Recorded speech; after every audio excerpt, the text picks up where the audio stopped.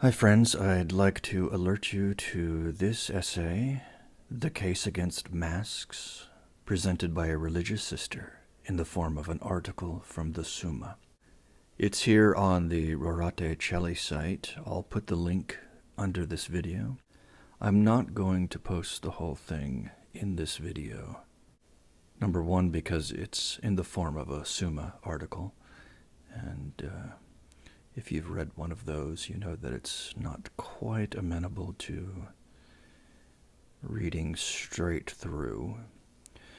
And number two, because this is a long essay with small type.